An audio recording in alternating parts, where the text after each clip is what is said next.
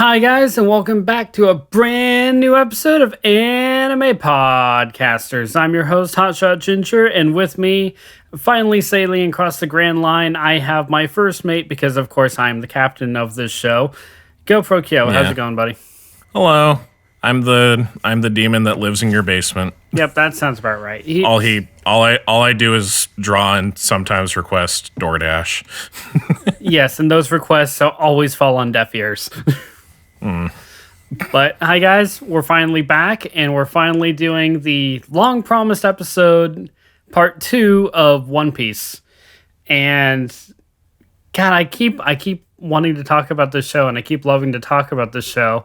And I've heard from Jaden that our most streamed episode and the one that did the best is our part 1 of One Piece, when we covered everything from the East Blue until they arrived on the Grand Line. Like that, I'm not too surprised by that, actually, because One Piece has a really big viewership. It does, and I'm still really happy because it's one that I wanted to talk about for a long time. So the fact that the topic that I chose is our number one hit, I love it so much. Thank you guys so much. And I'm going to keep riding that high horse until it stays that way. Because when inevitably it falls, then I have nothing to fall back on. But today, guys, we're going to pick up where we left off. We left off with the Straw Hats arriving on the Grand Line. And we're going to go till they get separated in the Sabaody arc. So not quite the time skip yet, because there's a lot to talk about. And the arcs after the separation are worth talking about in great detail on their own. So we're going to go ahead and play that way. So with that said, Kyo, you ready to get started? Yeah. Okay, so do you know anything, like, aside from like the bigger arcs of the Grand Line, like Alabasta, do you know any of the other arcs? I know about Skypiea, and then I disappeared from One Piece, and then I reappeared when they separated before the time skip. Oh, this is going to be a marvelous episode. So, in answer to your question, no, I know nothing. Okay, cool. So I am going to give a brief summary of the arcs as we approach them. Keep in mind, these summaries I got straight from the wiki page. It's just a brief description of what happens in the arc. It doesn't go into detail. But when I go over the summary, I should be able to remember what happens, at least the core points of it. To be fair, you've watched up to the time skip, like in the anime, so... Yeah, I watched a little bit past it, but yeah, I know what you mean. And with that, the first arc that we run into is the Reverse Mountain arc. The crew had entered the Grand Line, but they encounter an obstacle as soon as they get in. A giant whale that swallows the entire ship. Oh. Do you know anything about this one? It's Brooks' buddy. It's Brooks' buddy. It's Laboo. It's Laboo. Laboo is a massive monster of a whale. Like, he could swallow Monstro whole. And the thing that I always think of when I think of this arc first is when the Straw Hats arrive on the Grand Line, they're arriving on a mountain of an incline of a stream and then a waterfall that just shoots them straight down. They're charging right into Laboo, and in order to stop in time, Luffy runs down and fires the cannon at him to try to prevent enough like force to push them back since they can't control their speed. And it does work for a majority, for a good portion, but the ship crashes into Laboo, and that's how Mary loses her head for the first time. Oh. So, and after that, of course, Luffy charges up onto deck saying, "You've ruined my perfect seat," and punches Laboo in the eye. And naturally, what is with anime and punching people in the eye? I mean, to be fair, you're going to go down quick if someone messes with your eye. I mean, yeah, but it's just like, why is it always the eye? And if you don't go down, then you're going to be majorly disoriented. Because it would affect you more if I punch you in the eye than like if I just blow some Cameron pepper in your eye or in your nose. Yeah. Like, it would affect you too, but you can still see me. I mean, that one's a temporary stun more than anything. Yeah. So. So after Luffy punches Lebu, Lebu swallows the ship, and inside the whale is an entire ass island with the whale's caretaker inside. Oh, I think I remember. Yeah. Very vaguely, but I think I remember this part. I don't remember the guy's name, unfortunately. I just remember Lebu. But Lebu swallowed him a long time ago, and he's been living inside him and caring for him ever since. Or since before then, but you know what I mean. Yeah. And inside the whale, it looks like a mountain that's upside down. So Is it his uvula? it kind of is. If I remember right, yes, it is. And that's how they get out, is by quote unquote climbing the mountain. Right. But it just immediately kind of sets the tone with how weird the Grand Line is going to be in total of a journey. Because we're here for 5 minutes, we punch a giant whale in the eye, there's a mountain inside of him and an island, and we have to get our way out. It's like, yeah, no, this is going to be a trip. But yeah, this is the same whale that Brook and his crew ran into and promised that they'd come back for him after they searched the Grand Line for treasure. But we all know how that turned out. So that's why Brook's number one goal or number one dream as he's going across the journey with everyone when we get there is going to be reuniting with Lebu. Because he's the only one left of his crew to do so. Right. So did you... Okay, so you said you got until like Skypiea and then dropped out for a while. Did you actually read this part in the manga? So I read what was available at the time, which was just like up to I think meeting the main villain of the Skypiea arc, and then from there, I think that was the last part that I remembered, and then that was all the manga that was available at the time. So I just went ahead with like whatever number was available next, which had me jump into like the middle of the Alabasta arc when they're fighting Crocodile. So you jumped from like 50 to about like 150. 150 or so. Something like that. I mean, I don't need to know too much about how it goes there, or at least in terms of the Alabasta arc, because not a whole lot happens before that. Actually, there's quite a bit that happens, and we're going to be discussing them. But I get what you mean. Okay, cool. I had a feeling I was wrong. I just wanted to say something. But I mean, stupid. I like this arc because, like I said, it gives you an immediate reaction of, oh my god, the Grand Line is nothing to be messed with. Because otherwise you're going to end up swallowed by a whale with a mountain inside, and basically all bets are off. Because they find out pretty quick that navigation in the Grand Line is not easy. Like, it does not behave at all like the East Blue. So it's like the Bermuda Triangle of One Piece. It really is, because once you get there, unless you have a lock pose, you cannot navigate anywhere, and you're probably going to spend the rest of your days on the water. We're going to go ahead to the next arc, because clearly after that one, nothing really happens after they meet Lebu. Or wait, do they not get out? They get out. Yeah, they get out by, I want to say, climbing the mountain, which I think you're right was Lebu's uvula. So he sneezes or barfs him out or blows him out of his blowhole. But I just can't remember how exactly they get out. But the next arc is the Whiskey Peak arc. Does this one sound not familiar even a to you little at all? bit? All right, this is our introduction to one of my favorite characters. Oh.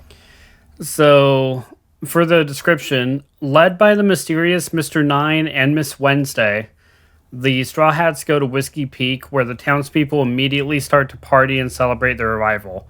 But there is more to this town than it appears. So, this early on is where Baroque Works and Crocodile's team actually starts off. Okay. Because Crocodile's team, Baroque Works, starts with Mr. 3, Mr. 2, Mr. 1. Like, numbers and days of the Yeah. week, and also special days. Like there's Miss Christmas, there's Mr. Easter, I think, Miss Golden Week. So there's a lot of days and a lot of numbers that are played into the Baroque work agents.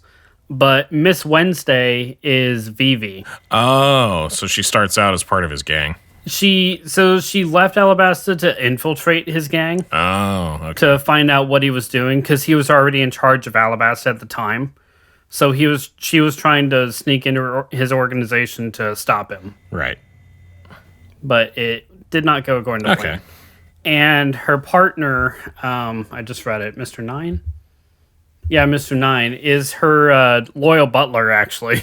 Didn't we do this already with the girl from Usopp's Island? The girl and the butler?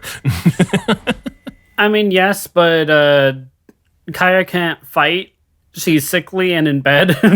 True. And the butler gets immediately bodied by Kuro. Yeah, true.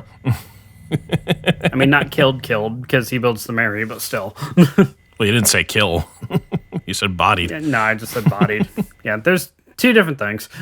So with the introduction of Miss Wednesday and Mr. Nine, there's a island that seemingly celebrates the arrival of pirates and is a constant like tavern party to where the Straw Hats immediately indulge themselves.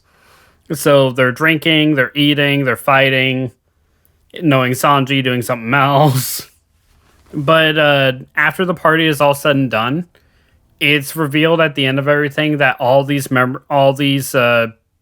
pirates on the island are Baroque work agents, and they are trying to assassinate and carry out the bounties for Zoro and Luffy.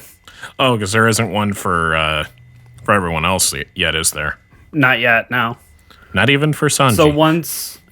Nope.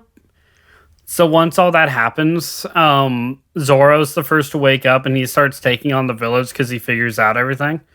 But Luffy, the lovable dumbass that he is, thinks that Zoro is just picking on these guys, like just picking a fight. So this is one of the great Luffy versus Zoro fights. Boy. Just basically misunderstanding, but kicking each other's ass to try and calm down. But eventually, is this the one where that clip comes from the the save it, 4Kids dub? Save it, Luffy. Yeah. Yeah, it is. Okay, is. But it's different in this dub because this is the Funimation dub you're talking about. It's different in this dub, but not by much. Right. Because it's still Zoro screaming. I just meant the voice acting is different. Yeah. But the overall message is the same. Like, okay, good. I'm glad you figured this out too. Nope, didn't figure anything out. Oh, it's kind of amazing because Zoro wakes up because he realizes something is wrong, like just in the air. Luffy only woke up because he needed to pee. You can't write this stuff. It just happens. But that's the thing. It is written, and it did happen. But just the like some writers, dude. Just I tell you. Yeah, this arc though I like because of like the mini details like that, to where Luffy only wakes up because he has to pee. It's already the start of the build up to what turns out to be Alabasta with CP9 and Vivi and Crocodile. Like there's already a lot at play, and we're only on the first island of the Grand Line. Oh, okay. And at the end of everything, I think it's revealed that Miss Wednesday is Vivi, but it's not that she's the princess of Alabasta. It's just revealed who she is to Crocodile. Because she leaves Baroque Works then and there and starts the journey with the Straw Hats. But her butler is presumed dead. Another dead butler, I swear. Another dead butler. That's why I'm saying presumed dead, though, because he doesn't actually die, but he may as well have. He doesn't really do much. And then the next one after that, because there's a lot that goes into these arcs, but once you get through the nitty gritty of like the biggest thing that happens, then everything else just kind of falls on deaf ears. Okay, I do remember this one. Next is the Little Garden arc. Does that sound familiar to you at No. all? Okay. So the summary is on their mission to bring Princess Vivi to Alabasta, the Straw Hats land at Little Garden, which is actually a huge island that is stuck in the prehistoric era. However, there are more than dangerous dinosaurs on the island, as the crew soon find they encounter two giants that have been locked in combat for over 100 years and four high-ranking Baroque Works members. All right, then. So even though this one feels like a filler arc, it's still continuing the story because it's still having to do with Vivi and Alabasta. In Little Garden, the two giants that fight kind of have a ritual to where there's a volcano on the island since they're stuck in the prehistoric era. So at the start of every eruption, that's when their battle ensues. So they basically meet in the middle of treating the island kind of like a battleground or a courtyard. They meet in the middle of it and start their fight. And they've been doing it for over 100 years. To where it's one clan versus the other clan. I can't remember the details exactly. But So it's another Hatfield and McCoy kind of thing. yeah, but since they've been going at it so long, nobody really remembers the clans at all. And if memory serves, they're the last members of their specific clans. And funny enough, like at the end of all their fighting, the one who gets caught up between the two of them is Usopp of all people. Does he start picking a side, or like what happened? Well, he listens to both sides of them, and it kind of becomes clear that over the in the beginning of the fight, the giants did truly hate each other, being from rival clans. Mm-hmm. But through 100 years of fighting, they've actually grown as friends. Oh, but they still fight because that's how this whole thing started. So it's like the reverse of how any other story would do that. They just like, because usually in that kind of story, what you would do is just like make it, oh, it's been so long that we don't remember exactly why we're fighting anymore. We just kind of do it because that's just life now. I mean, that's kind of what they end up doing. Is like, yes, because we have a clan rivalry, but that's really all we remember. Well, I mean, like, if they become friends out of it, it sounds less like the typical, like, this clan versus that clan, or Romeo and Juliet, Montague, and whatever. I actually don't remember. Well, oh, actually, that just reminded me. So, over the 100 years, they've had numerous fights to where it's kind of like a Kakashi and Guy situation. Oh my god! To where it's like 51-49, that kind of thing. But this one fight that they've had has lasted so long to where they just take breaks, like you do when you hear the ding in a boxing ring, to where no one has actually won this fight. So at the end of this arc, the fight is finally over. One of them finally wins. Uh-huh. And they just stop fighting. Because one of them I think actually does end up dying. Oh. Like in the fight. Well, that's fucked up. But at the same time, it's just, that's the whole reason they were fighting, is that this is one tied battle. Like, it started with the whole rivalry with the I'm better than you, you're better than me, blah, blah, blah. Mm-hmm. But it ends with tears, and it ends with, I want to say, a giant feast. As do most One Piece arcs. Yeah. But of course, I was just thinking, because you brought up the party island, I realized after I thought about it, that's kind of the in-between for almost every arc, isn't it? Like, whenever an arc is over, that's usually when they have like all the food. The inhabitants of the island are happier than when they arrived, and then it's time to go off to another adventure to do the exact same thing. Well, I mean, what do pirates do whenever they land on land? They drink, they eat, they party, they Well, yeah, I get that that's celebrate. the point. It's just like that's kind of just the formula. I mean, you're not wrong. And I'm not saying that you're poking at it, because you're 100% right. It's still enjoyable to watch. I mean, yeah, but like I could see myself getting bored of it if I've seen it way too many times. I'd probably have to take breaks between arcs. Which, yeah, no, that's fair. A lot of people aren't like me, and I fully admit this, to where I can spend 2 months watching the same show, the same formula, and not get bored. To where people usually only last about a week before having to switch to something else. I think the thing with like One Piece is that because those arcs are always so long, it gets tiresome very quickly, I imagine, because like if it's pretty much the same formula. So like every arc is like, okay, this is the location we've arrived at. Something's wrong with our ship, or we refuse to leave until we've finished dealing with this particular problem. By the time they finish it, their tears have been had. People have been beaten to shit, and then to celebrate, they have food. They fix the Mary or the Sunny or whatever ship they have at the time, and then they go off and do it again. Or something happens on the water, and then they go and do it again. Well, you really just broke down one of my favorite shows ever into just a basic 4-sentence principle, didn't you? I could easily do the same thing to my own favorite shows. Please don't ruin this for me. You? What about me? I don't care if you ruin it for you. You reap what you sow. But yeah, no, it's going to take a lot to ruin One Piece for me. I think you and our audience and our other members at Anime Podcasters know that it's going to take a lot to do that. Yeah. So you want to hear what's going on while Usopp is dealing with giant rivalry? Sure.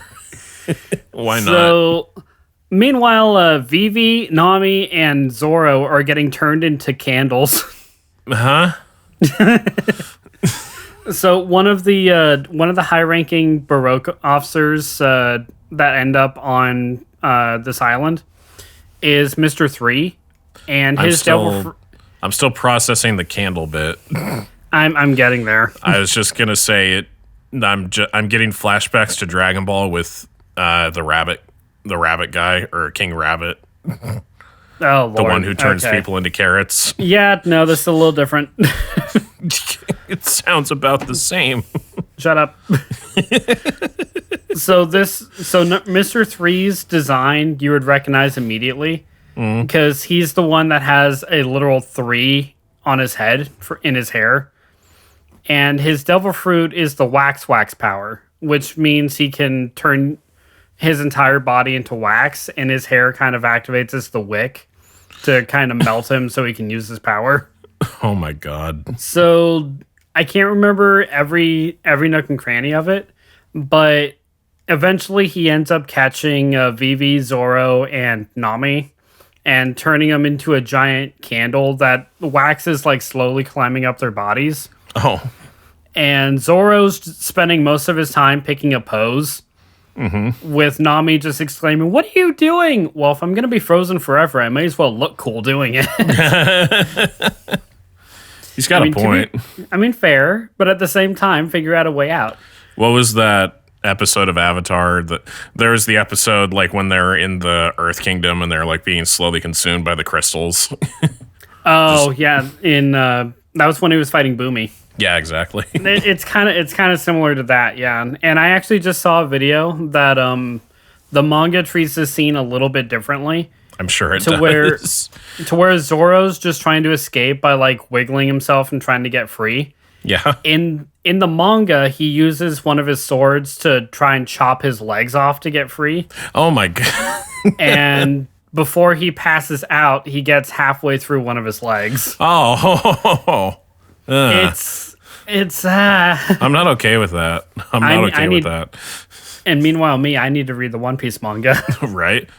Funny you bring up the manga, because I was just thinking, like, it seems like the manga of like almost everything is always more gruesome than the anime of like anything. I mean, it absolutely is, and that's why I love it. Like, because if you look at a comparison I was just thinking of was like there's a scene where in the Android Saga where Dr. Gero like picks the guy up by his head and crushes it, like while he's like when they're first being introduced. Is that what happens in the manga or the show? That's what happens in the manga. Okay. As compared to the anime, he just picks it up and he throws it. Or picks the guy up and throws him, I think. There's a scene in a later arc in One Piece, actually, that differs from the manga, too. Yeah. So, in the show, Bilby and we'll get to him when we get there. But Bilby. Yeah, he Okay. pushes a guy out of a window after losing a bet, and then he jumps out of the window and lands on him to kill him. And that's it. That's all he does. In the manga, he stabs the guy's hand to the table. He kicks out his leg, lights him on fire, My God. and then throws him out the window. Oh, yikes. Yeah, there's a few steps missed in the show. Right. Like the One Piece manga is way more brutal from what I've seen, especially recently. But I Yeah. still want to pick up the manga and actually read it. There's a And lot that's- to pick up. And that's just kind of the rule with manga in general. Is it looks more more brutal. And me as a gore hound, I love it, and I want more of it.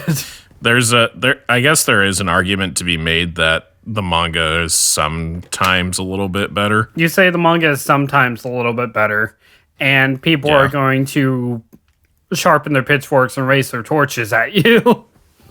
That's already a discussion that people have, is like that the manga, or there's a lot of manga enthusiasts that say that it's always better. It's the same type of people who always say that like the Harry Potter books are better, or the like pretty much any book is better compared to like the movies that come out. Yeah. And I mean, Which is part of a different issue, I think. I think it's because when it comes to books or manga, you fill in the blanks a little bit more. So it sounds better to you. So you kind of fill it with your own ideas, as opposed to like a film or an anime where like they give you whatever blank like the director has filled in. You know what I mean? yeah. But I mean, I get. And not everybody can get behind that. But I mean, I get their point to where the books are usually better, especially if the book is the medium that came out first. Because it's kind of playing at the, this is the original, or it takes away from the original, like that kind of thing. So I get where they're coming from it. But at the same time, yeah, but I have to read that way. Well, like my other argument would be like, it's like, for example, I think the character Dobby like reappears a lot in the books as compared to the movies. Yeah, I'm pretty sure in the movies he just shows up in Chamber of Secrets and then 5. He shows up in he shows up in like the 6th movie, I think. I think it's Half-Blood Prince. Yeah, I'm not exactly sure. That's 6. Around that point, I think that it was just like the story still got along without Dobby, you know? The story probably moved better Like, up without until Dobby. that point. It probably made more sense. Like there's a couple of things in there that I think like sometimes you can, when it comes to movies and TV shows, there's stuff you just have to cut. But like with books, you can do whatever you want for like 200 pages probably or more. So you can like add as many characters as you feel is necessary. And then there's also like just when it comes to books, I feel like there's a lot of unnecessary additions, and the movies typically take those out for me. It's easier to digest. I get it. That too. That too. My real answer is I just don't like sitting down with a book because like I have dyslexia and I have trouble like sitting down focusing on top of ADHD. Just I'm not good with books. Books don't like me, and I don't like them. Yes, it's a hate-hate relationship. There's no love here. There is no love for book. No book love. No book. He book. says as he's the one who read the One Piece manga. I know. That was my only way of watching it. We didn't have. I didn't have access to, or like stable access to the internet yet. I had neither, so that's why I'm catching up now. Your method was like either like buying the episodes on PlayStation Home. That's pretty much the only option I had. Like Yeah. a lot of my anime exposure that I got into now was to play the game for him, because games were actually bought for me because I was the only one who would play them. So basically, buy me the game, I leave you alone for a few hours. Yeah, every game is equivalent to getting Austin to leave you alone. Why do you think I have so many? Unfortunately, I don't remember much more on Little Garden aside from that. But I do remember that's where it was clear the Baroque agents knew who Princess Vivi was, and that's when they started attacking her. All right, and our next arc is one that I feel like you'll actually love talking about. Next is Drum Island. Drum Island? When Nami catches a fatal illness, the crew is forced to stop at Drum Island, a kingless country that is trying to establish new government. Due to the actions of the previous king, Wapol, there is only one doctor left, a witch named Kohira, who lives at the top of the mountain. Luffy and Sanji must reach the peak, but the exiled king Wapol returns to reclaim his country. I don't think I know this This one. is Chopper's arc. Yeah. Yeah, I didn't see that part. Oh, I thought you did. Well, okay. At least I know you'll love... I already told you the parts that I had seen, or that I had seen. Yeah, but we're not at Skypiea yet, so I thought you were there. I know. No, I had trouble. Okay, you failed me. At the, least the library had... The library only had so much to go off you of. failed me. Do you think the library had like all 100 volumes of One Piece available to me? I don't think so. You failed me. At least It's a cheap-ass pug library. At least you'll like talking about Chopper. I know you'll love Chopper. I do love Chopper. He's a good boy. So there, we won't fail on that regard at least. Okay, so I'll give you the long and short of this one since you probably don't have much to say. I mean, I don't have much to say about a lot of this. This is mostly you just telling me the story of One Piece. Fair. This me being Gold Roger and you being the audience. It's like, hey, hold on, my execution's on hold until I get through all of this. Let me tell you the story of One Piece. Isn't that the treasure you hid? Well, damn. All right, so in Drum Island, Nami mysteriously gets sick, and funny enough, the one who's best with medicine out before they get Chopper is Nami. So none of them have any idea what to do. So once they arrive on Drum Island, it is a winter wasteland to where it's constantly a blizzard. There's a small village who talks about the myth and legend of a witch on top of a mountain who will come down and treat people, but will do so only for like an arm and a leg of a fee. Oh. Like one guy who had a minor cough, she came down and ailed him and charged him like 3,200 berries. Yikes. So, you know, the American healthcare system. Sounds exactly like the American healthcare system. Oh, Lord. Right? But learning that she's the only doctor, she's the only one who can cure Nami. So Luffy carries Nami on his back, and Sanji walks alongside him to try and get Nami to the doctor, where they meet wolves, they meet were-bunnies. Were-bunnies? Yeah, they're giant, I can't remember the name of them, but they're giant bunnies, like kind of mixed with bears, to where they will slap the living hell out of you. And Luffy actually helps one because a child is trying to dig his mama out of an avalanche. And Luffy comes over, but it looks like he's going for the cub. But he just reaches down and grabs the mom's leg and pulls her up out of the snow. Before going off on his own. Gotcha. So once they get there, they are treated by the doctor because, of course, everyone gets sick after that. Because walking up a hill in a blizzard, not a good idea. Yeah, of course. Hypothermia. And once they get there, they finally meet Tony Chopper. A little good fella of a reindeer. Jamie Lee Curtis's favorite anime character. Who has no idea how to hide behind a wall. Like, I don't know if you ever knew this about Chopper, but if he's hiding behind a wall, basically when you're hiding behind a wall, you have one eye out around the corner to peek. Yeah, he leaves one eye behind the corner and the rest of his body out where he can be seen. I don't know why they decided to do this, but I love it because it's Chopper and he's adorable. So before I get into the story of that, do you know anything about Chopper's backstory? I kind of saw Chopper's backstory. It was, what was it? He was a deer who ate the human fruit. Yep. Yeah. And Horrified by the prospect of sentience, he goes and he meets the doctor, right? More or less. he gains sentience. I like the idea that like he's just a regular deer, but as soon as he eats this fruit, he's got a complete sense of self.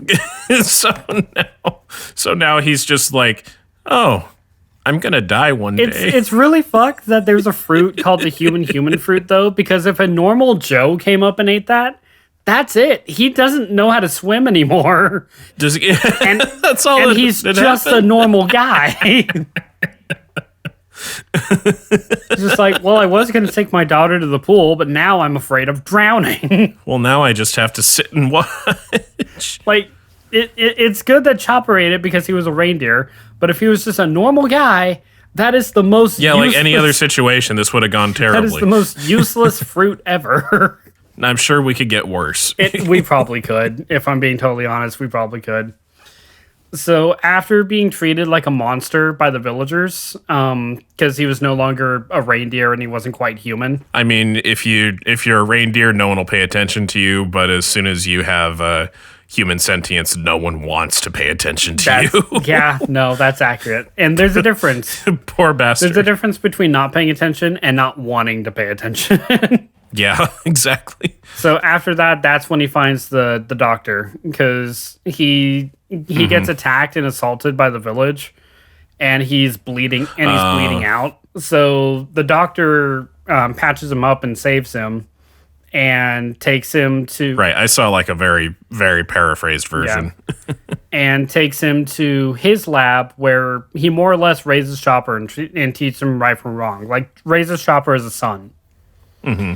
And the doctor that Chopper is with now was more or less just a co-worker or a close friend of the one we know of Dr. Clover. I'm pretty sure it was Clover. That's the old lady doctor, right? The old lady doctor is the one he was left with after this one died. Yeah. Oh, that's right. Okay. So after I'm paraphrasing this so much, but one thing led to another, and Warple decided that the only one who should get medical treatment on the island is him and his subjects. So he had all the doctors located to the kingdom, and those who didn't peacefully arrive were killed and exiled. So when this doctor heard that someone was sick in the village, he risked everything to go and save him. Mm-hmm. But when he found out it was a trick, he cried. But he wasn't crying out of like frustration or betrayal. He was crying because he was glad to hear that he was safe, that there wasn't actually anyone dying. Oh, dang. And that's when he was murdered. Of course. And that's when Chopper went on a freaking rampage. Because if you live in the world of One Piece, you can't have anything nice. Nope. I'm sorry, you just can't. Well, that's the thing. Pirates don't have anything nice that they don't take. So the fact that Chopper had something nice like this... That's a different thing. I'm saying you can't have anything nice even if you are a nice person. Yep, sorry, Chopper, but Daddy gotta die. And then after... You gotta word it like that. And then after that, that's when the lady doctor started taking care of Chopper, because it was his dad's dying wish, to where Chopper would still finish training and still be taken care of. So clearly after all that, like the betrayal and after losing someone he loved, Chopper wasn't really into the fact of gaining friends or trying to go down to the village and make friends, because they're just going to treat him like a monster. Did he start having an emo boy phase? Kinda, but it was really like, they're going to treat me like shit anyway, so why bother talking to him kind of thing. Oh, gotcha. So he just locked himself away. Like he didn't see himself worthy of having friends, because he himself was starting to think he was a monster. Listening to Linkin Park in his room by himself. Yeah, while he's making the rumble balls crawling in my skin. So it's not until after hearing all that to where Luffy, Nami, and Sanji get better, and they just shout at Chopper saying, "I don't care what you want, you're coming on the crew." Because that's how Luffy recruits everybody, right? Is he just shouts at everybody, "Yeah, you can want what you want, but I want you with me," so that's what's happening. No, his tactic is just kidnapping people. And it works. Here's the thing. They're immediately on Stockholm Syndrome. Like, they tell him no like 20 times. But according to Luffy, 20 no's and a yes is a yes. I know you got the reference. I don't know if anyone else is going to. No, yeah, I'm sure they will. And then after that is the final face down with Wapple, to where Chopper actually shows his skills in battle, to where he can analyze the target, he can find their weak point, he can change between 4 different forms, and it's just a massive fight because Luffy and Nami and everyone else are fighting for what Chopper and the Doctor stood for, and they didn't even have to. They just met Chopper like 3 days ago. But after all that, that's what convinces Chopper to finally actually join the crew, because they kicked Wapple's ass. I mean, if your name is Wapple, you're probably going to get beat up. Your name is Wapple, and you have Pac-Man powers. That's not okay. That part you didn't tell me. Yes, I did not. He has the Munch fruit, which basically, oh my god. Let's say he eats part of like a stone castle. He can now change part of his body to stone. He's got Kevin Levin powers. Yeah, actually, the more I think about it. It just involves eating. And his face turns into a giant Pac-Man head, like, as he's doing it, because of course it does. Does it really? Does. Okay. Like, his mouth and jaw are, like, insanely big anyway, so he's basically a giant Pac-Man. I'll show you a clip of him later on. I'll have to... yeah, I was going to say, I'll have to look that up later. So, next is Alabasta. Next is Alabasta. The one that I know the most and least about. The one that you know the most, and it's not going to be much to talk about, is it? Not really. I mean, what else do you say about it? Alabasta has been talked to death because it's one of the biggest arcs in One Piece, like, not even just pre-time skip, but in general. Because it's a whole city war. Vivi finally comes home and tries to reclaim the throne. There's a uprising and a coup. There's a lot going on in Alabasta, but since it's the most popular arc in the entire show, there's not really a lot that can be said that hasn't already been said. Right. I mean, I guess the most you could do is just like say or tell them what you think of that arc, like what you like and what you don't like about it. I will say this arc is actually the first one that I read any part of the One Piece manga for. Because when this arc was happening in the manga, it was coming out in Shonen Jump. And the fight that I had was between Usopp and a mole. Uh-oh. I can't remember the mole's code name, but Usopp was just getting beat asunder as he is one to do. And it was one of the shots where it shows an x-ray of him and his nose is broken in like 4 different places. Oh, I remember that. Because he's hit in the face with a 2-ton bat or like with a 1-ton steel bat. Yeah. And just the drive of this fight alone is one of my favorite fights because it shows Usopp that he's actually capable of doing this. Because while he can't overpower his opponents, he did outsmart them. Mm-hmm. And one of the opponents, I remember, was a dachshund that was a rocket launcher. Because there was a rocket launcher that ate the dachshund fruit. Yes, weapons can eat devil fruits. Okay. One Piece is weird. I love it so much, but explaining it to someone who doesn't know, the thought of a RPG eating a devil fruit, or eating in general. I mean, I'm picturing it in my head. It makes sense the more I think about it. Okay, but really. What about a sword? What about a sword eating a devil fruit? Absolutely not. The only possible way that makes sense is the sword from Roger Rabbit. Oh, the singing sword? Yeah, just the da-da-da-da. I don't know. I don't remember the song. But Alabasta as an arc is one of the best arcs, and for good reason. It shows what all of the Straw Hats are capable of on their own or together. Like, all of them have a defining fight that they have to carry out. Like, I just explained Usopp's. Nami's is her actually getting to use her climate attack for the first time. Oh, yeah. So that's where she finally starts utilizing, like, science and weather into her attacks. And the fact that she can use lightning is amazing. Yeah. And I still hate Usopp because she wanted a weapon that she could use to help the fight, but Usopp made her basically a stick of 100 party tricks. And she so badly wanted to kill him. I mean, I would too.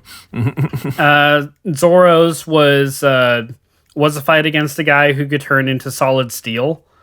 And this is where he got the skill of cutting through steel. Yeah. And I love that. I remember this arc vaguely, but I remember like the only part that I remember really vividly is the fight with Luffy and Crocodile.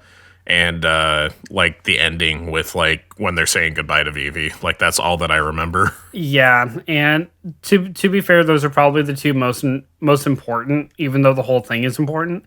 But those are the two to remember. Yeah, it is, because, like, each character gets a time to shine in that arc.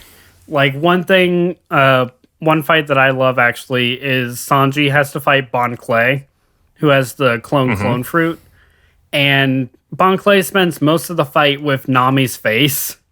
So Sanji can't even land a hit because he can't kick Nami. That's a really good idea.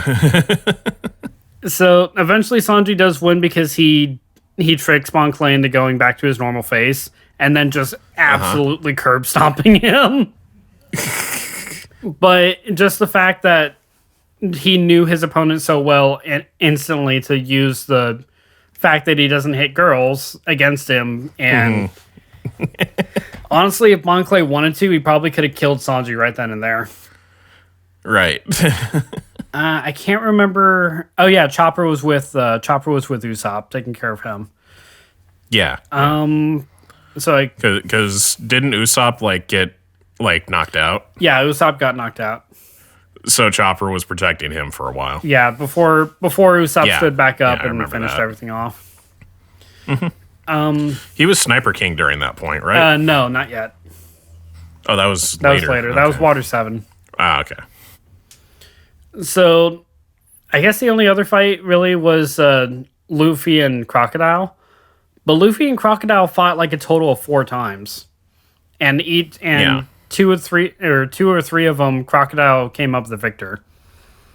Because Luffy's idea of a fight is, I punch you so hard you fall down, and that's it. There's nothing really more to think about.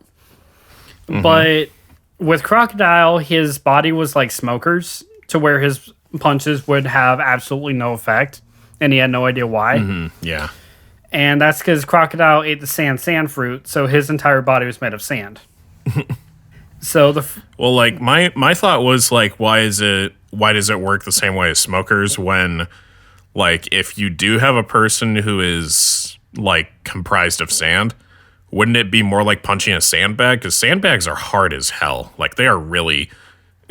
If you ever tried to punch like a sandbag, it hurts. Well, Crocodile can change the density in his body to where it can be like open sand or condensed sand. Like a favorite trick of his is turning his body so light that it turns completely into sand and he flows away in the air. Like, basically his version. Well, yeah, because he can fly as sand. or he can. It sounds so stupid. Or he can solidify it and.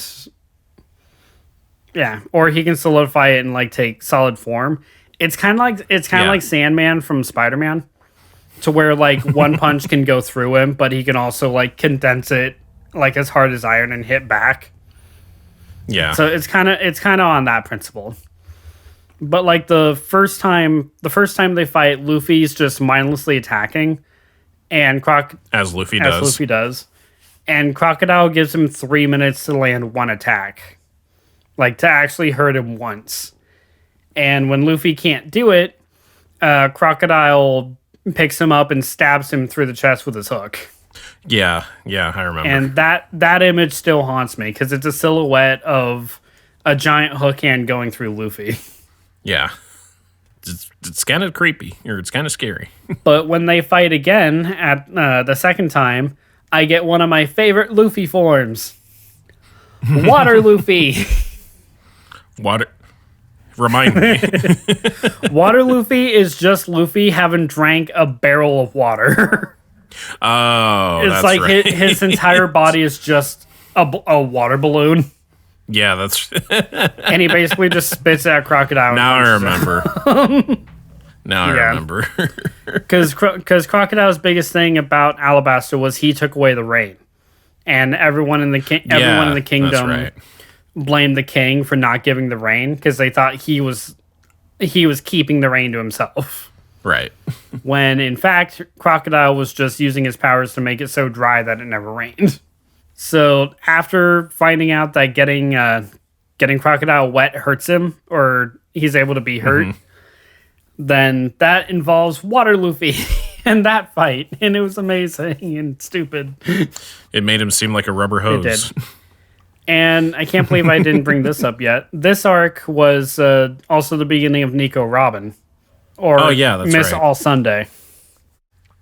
Yeah, and she was Crocodile's right-hand woman for basically the entire time that Baroque work was a thing.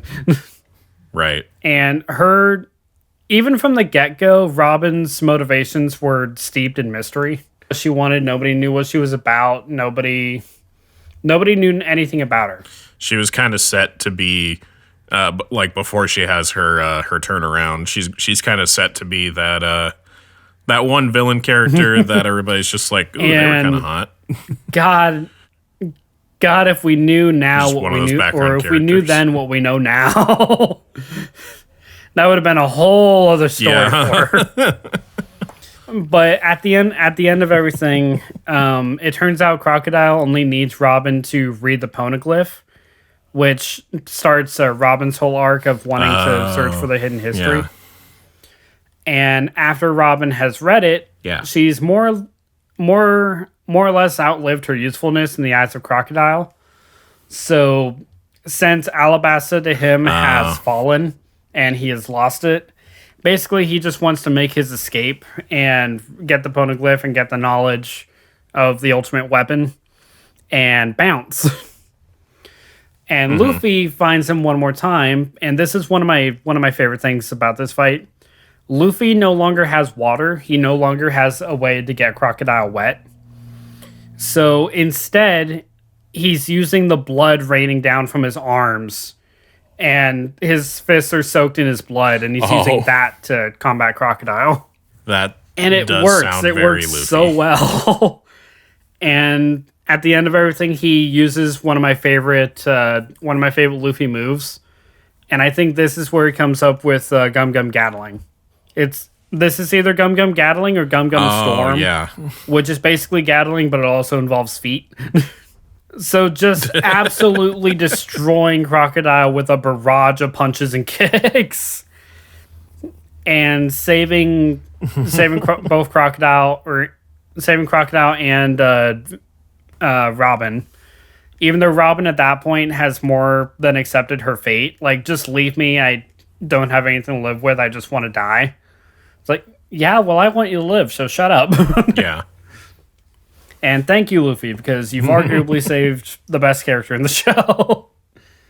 According to a lot of people. Yeah, according to really the NSFW community, that'd be true. So then after everything, of course, there's the famous goodbye with the X's on the wrist, the silent wave to Vivi so she doesn't get caught. And God, that is still one of the most emotional moments in the show to me, and one of my favorite moments. Like, I've talked to you numerous times about actually wanting to get the X tattooed on my wrist in favor of that moment, just because it means that much to me. Yeah, I still think you should, because it sounds like a good first time tattoo. Do you actually know why they did the X in the first place? Do you remember why? It was to, or wasn't it to like know which one is which, like just in case there was someone impersonating the other? That's exactly it. I can't remember exactly why. I could have sworn there was a character who, Because they met Bon Clay before they landed on Alabasta, and they didn't know how his powers worked, but they knew that he could change his face and body. So in order to hide themselves, they put X's on their wrists and wrapped around bandages, so no one would know. No one would know what was under the bandage. Yeah. So if Bon Clay shaped into them and had the bandage on, Yeah. they could point to him and say, "Take off your bandage." Because just because one of them had an X didn't mean, or the rest of them had an X. Like some of them could have individual things. Yeah. But that's the end of Alabasta. And as everyone is sailing away, Robin comes out from under the deck and just kind of makes herself at home. Hello. I'm here. I'm here now. Well, the crew understandably wanted to toss her overboard like immediately. But Luffy just looks at her like, "I understand. Welcome." Like just immediately. Well, with Luffy, it's either you're joining my crew or welcome aboard already. Yeah, there's no like, okay, we'll drop you off at the nearest port. He's just, "You're on my ship, so okay." Seems like a lot of people become part of the crew and then just leave. Well, Vivi had the opportunity to actually be a full-time Straw Hat. Yeah. And it was something at the end of the arc that was tearing her apart, because she wanted more than anything to be with her friends and to stay with the Straw Hats. Yeah. But she loved her kingdom so much that she decided to stay back and become essentially the Queen of Alabasta, like immediately. Yeah. I do remember. Which broke my heart, because I still love Vivi. She's even still referenced like in today's episodes. Like if something big happens with the Straw Hats, they'll cut back to the islands that mean a lot to them, and they do it to Alabasta more often than not. Yeah. But unfortunately, it's where we had to say goodbye to Vivi as a member of the crew, and it still hurts. All right. This one won't be as long, but we'll just go over it a little bit. So this is the Jaya arc. The crew tearfully leaves Vivi behind and continue their journey with Miss All Sunday, or Robin, joining as the archaeologist. When a ship inexplicably falls from the sky and the log post begins pointing up, they go to the island of Jaya for information on Sky Island. There they encounter Bellamy, a pirate who is harboring a new age where pirates do not dream, and a man named Mount Black Cricket. Okay. Do you know who else they meet here? No. Blackbeard. Oh, yeah. Okay, yeah, I think I watched that portion with you. I'm pretty sure you did. Yeah, like, that's like the series of episodes, like, when they're, like, learning about how to get to Skypiea, right? Right. Yeah, I remember. So Bellamy is the one that I brought up beforehand in the manga, the guy that stabbed someone else's hand, lit him on fire, threw him out a window. Yeah. So he just exists in the here and now. Like, he doesn't believe pirates should have dreams. Like, Luffy's dream is to be king of the pirates. He just Blackbeard, believes right? that... Blackbeard, right? No, this is Bellamy right now. Oh, okay. So when he hears that Luffy wants to be king of the pirates, he smashes Luffy's head into the countertop. Yeah. And Luffy orders Zoro not to do anything, because this guy's just not worth it. He's in the wrong. And Luffy learned from Shanks that not all fights are worth fighting. And this just happened to be one of them. But at the end of when we meet Bellamy, Bellamy learns that Luffy has I want to say 1.5 million bounty on his head at this point. Oh yeah, I think that was. What did you say? Million or billion? Million at this point. Yeah, it's only million at that point, I think. Actually, I think it's 100.5 million. It was either that or 100,000. I don't remember what the first one was. 100,000 was like after he took down Arlong. Okay, yeah, that was a while ago. Yeah, so he was more in the millions now. Yeah, okay, so you're probably right. So after Bellamy learns that he had a treasure trove under his feet, he tries to take down Luffy and says that like the meaning of dreams is pointless. You should just focus on being the strongest pirate, blah blah blah. Yeah. He just straight up asked Luffy if he knew how to throw a punch because Luffy had not fought him until now. Yeah. And in one of the coldest moments in One Piece history,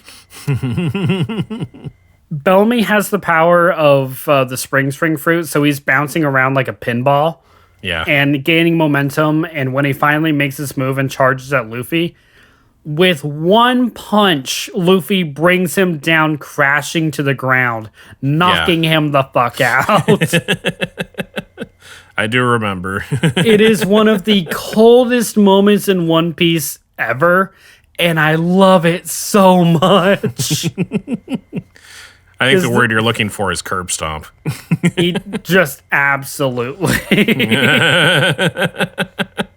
Like, this guy is not on Luffy's level. Like, not even close. Yeah.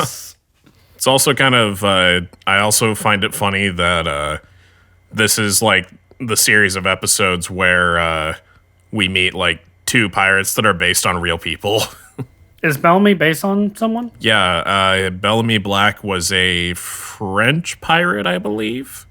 He was one of the bigger ones, and then there's also Blackbeard, of course. I was gonna ask, did he just immediately lose too? What do you mean? the real Bellamy, did he just immediately lose being a pirate? I would have to go back and look at it because I haven't looked at my pirate research in a while because I have them for a project, but I can't. I don't remember exactly. I think he was kind of well known for being just kind of a big. Yeah, no, that tracks in here. And of course, Bellamy isn't the only pirate they meet here, because we brought him up more than a few times. They meet Blackbeard for the first time too.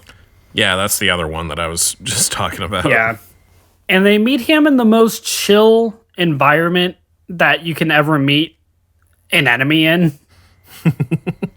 Because it's not clear to anyone that Blackbeard is going to be a long-term villain at this point. So he's just sitting next to Luffy eating lunch. And the two of them are just talking about like being king of the pirates and like just being pirates and having dreams.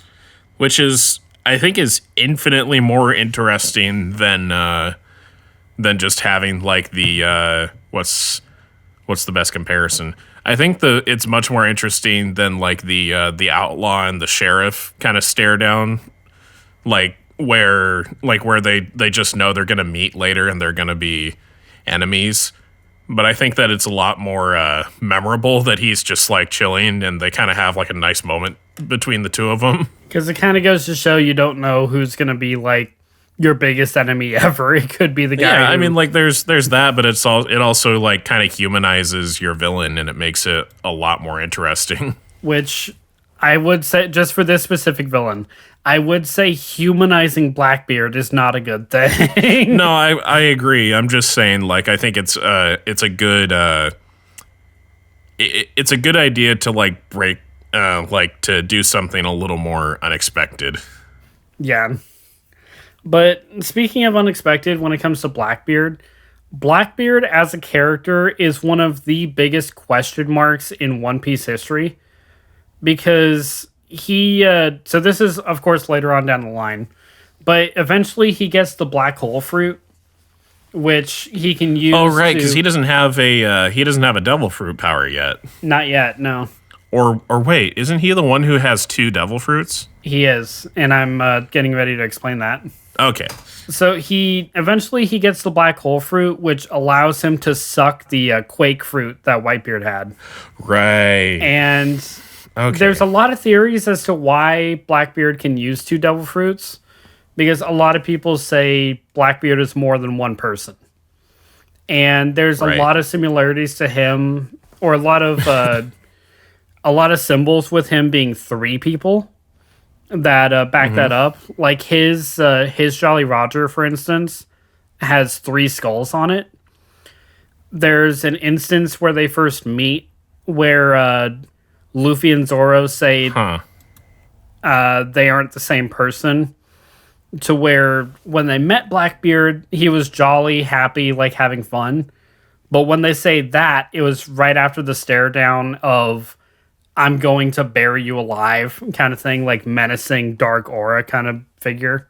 Like he behaves so differently that it's been speculated that he's actually three different people, like more or less split personality disorder. Right.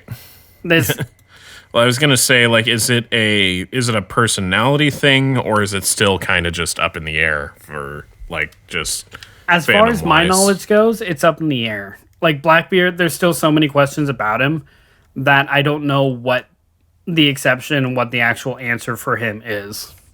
But I do know he is one of the most powerful villains in One Piece. Which Right. which should be fair because it's Blackbeard, one of the most notorious pirates in history. The Straw Hats are getting pretty much information on ever. Skypiea because no one knows how to get to an island in the sky. And eventually they find out, oh, we just got to go up. I mean, clearly and obviously there's a lot more to it than that. But the long and the short of it is, if there's an island in the sky, we got to go up. Like, all right, how do we do that? And then they find out that there's an updraft, like a literal updraft that shoots up like a geyser in the middle of the ocean. And that's what they set a course for. Uh-huh. But really the biggest thing that happens here is that the fact that they meet Blackbeard for the first time. It's only like 6-7 episodes as a whole. Yeah, it's a pretty short one, isn't it? All right, we got a few more Yeah. here. The one that I know very little about, but still know about, Skypiea. Skypiea is one of my favorite arcs. It might be because everyone skips it, but I really do like it because of how different it is and how different the worlds are. Like, it still feels like One Piece because it's expanding so much, but the rules are so different. So, as a summary, riding up the knock-up stream, the crew finds themselves in the White Sea, an ocean in the sky. The Straw Hats soon discover that there was a war between Sky People and the natives, who originally inhabited a place known as the Upper Yard. And they also learn of the cruel god Enel. Which, that's the bad guy, right? Okay. That's the bad dude with, guy. like, the 6 drums on his So back, right? Enel, Okay, yeah, I remember. right. So Enel is more or less a thunder god, and he is a very vengeful god to the people of Skypiea. So it's revealed later that he has observation hockey. Oh. So that basically means he can keep an eye on the entire island. So whenever someone blasphemies against him or talks down against him or goes against his law, he can quote unquote pass down judgment, Oh. which is just a giant ass lightning strike that vaporizes you into nothing. May God strike me down here. Nice try. It's like, yeah, but I really don't think Frieza would stand on this one. You might. Right? But unfortunately, there's a lot in Skypiea, but I can't really recall all that much off the top of my head. But I do remember that the White Sea is actually clouds. And since it's another sea, it still holds true to Devil Fruit users, to where if you go in the sea, you will die or you can't move. Which is very much BS, in my opinion. I mean, yes, because these are clouds.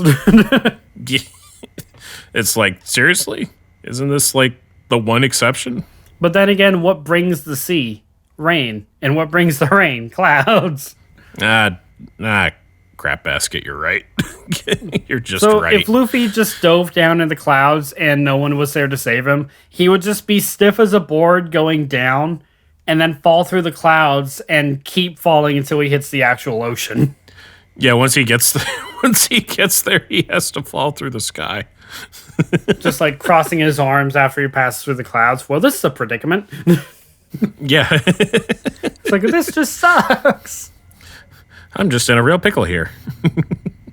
But the long and the short of Skypiea is obviously there's a wrongfully vengeful god to the Straw Hats decide to investigate him.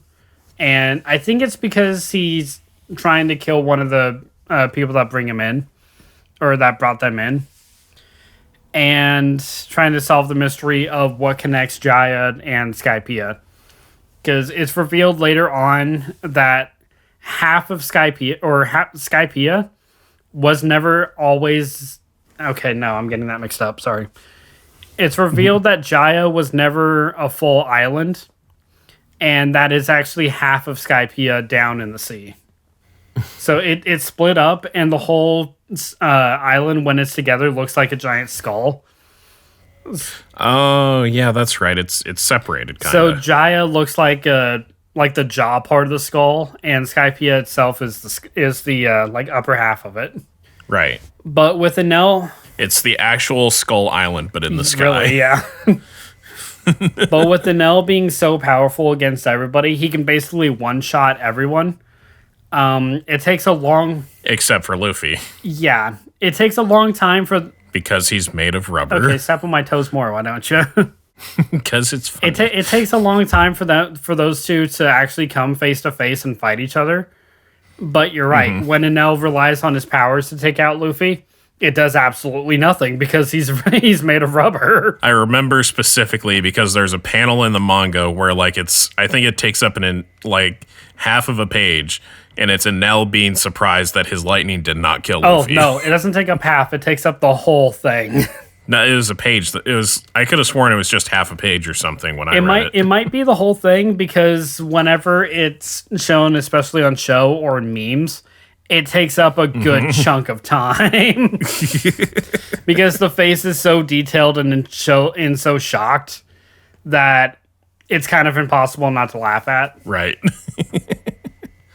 It's just such a good expression. But this fight is where we get another really good Luffy form too. Oh boy, here we go. Super Saiyan. We get Gum Gum, actually Ultra Instinct. Oh my... We get Gum Gum Haze. I don't want more of this. We get Gum Gum Haze. What is it? Haze? Yeah. Luffy turns off his brain, what little there is, and moves entirely on instinct. Oh. So his eyes just kind of go cross-eyed, and he just... and just, is slumping around like Lee does when he's in Drunken Fist mode. So he kind of is in sort of a Drunken Fist type of thing, right? And he's actually... More or less. He's actually kicking Enel's ass. So after they beat Enel, there's more to it. I am sorry, guys. There is more to all of these arcs. We're just paraphrasing them at least a little bit. But I still highly suggest that you go and watch the actual arcs or read the actual manga for it. Because clearly there's stuff I'm forgetting. There's a lot to discuss in any one arc of One Piece. If we really wanted to, one arc could be one full episode on its own, and it doesn't matter what arc. But I am paraphrasing. There are things that I'm forgetting, so please just bear with me and understand, okay? Maybe someday we'll go back and do these, arc by arc, but that's a possibility. I will have to have someone actually watch One Piece with me in order to do that. So far, I'm the only one. I'd be happy to. So far, I'm the only one in podcasters who has watched this much One Piece. I will watch the canon seasons. I'll take it. I don't want to see. I don't want to watch half of these. I will decide what you watched. Fine. So after they beat Enel and after they move on from Skypiea, they have to ride the wave back down into the ocean. And Mary is not looking in a good way. Mary is not doing well. Oh, yeah. I almost forgot about this part. Mary was broken almost beyond repair when they were in Skypiea. And there was a physical manifestation of the Going Mary that repaired itself. It was the love that everyone felt for the ship that manifested. It's really weird. But basically, she was only good for one or two more great voyages. And the whole crew knew it except Usopp. Usopp was just not wanting to admit it. Because he was the one that was trying to keep her together. Because they didn't have a shipwright. He's all they had. Yeah, I know. Okay, so I am going to talk about this one very, very briefly. It is a 100% filler, but I just think it's really funny. So before they get to Water 7, they do the long ride, long land arc. The crew returns to the Blue Sea with gold and dials from Skypiea, only to encounter Foxy the Silver Fox, a pirate who challenges them to a Davy-back fight, a series of games where the winner takes crewmates from the losing crew. This is the one that I started watching, or that I saw you watching. I can't believe I was watching it with you. However, even after defeating Foxy, the Straw Hats encounter an enemy whom they have no hope of beating. Of course they do. That's what they have to do all the time. It's like, yes, but who is this one enemy? So that's kind of one thing I really do like about One Piece is even in their filler arcs, like the whole arc can be filler. The whole arc can be bullshit. But at the end of the arc, like in the final episode of it, they'll introduce something that is canon. Like, it's really mean, but that's what happens. I mean, at least they try to tie it back to the actual story. So in the Davy-back fight, I remember two specifically. I remember the roller skater derby, and I remember the boxing match between Luffy and Foxy. And that's where we get Afro Luffy. Oh, yeah. Luffy has another form, and it's him with boxing gloves and an afro. I do like Foxy's power, though. I do like his Devil Fruit, which is the slow. Like, if you're hitting the beam, you're moving super slow motion for 30 seconds. Or for 30 seconds or for a full minute. I can't remember which. But the one scene I wanted to talk about, the slow fruit, is Zoro and Sanji get on each other's throats in one of the games, because of course they do. That's what they do. And as they're flying on opposite sides of the room, they get hit with the slow fruit. And the way their trajectory is, it doesn't show it, but the two of them end up kissing. Oh, yeah. Because they're both screaming as it's happening, so of course their mouths are open, so that's just how it happens. Yeah. But I think the next scene they're in, they're like both spitting and trying to clean out their mouths. I mean, I believe it. I just want... I think we had a conversation when we were watching that episode about, like, why is it that they can't show it anymore or something? Because, like, you and I very vividly remember watching episodes of Naruto, and, like, the two guys accidentally kissing was apparently okay to show on screen. But now it's just not.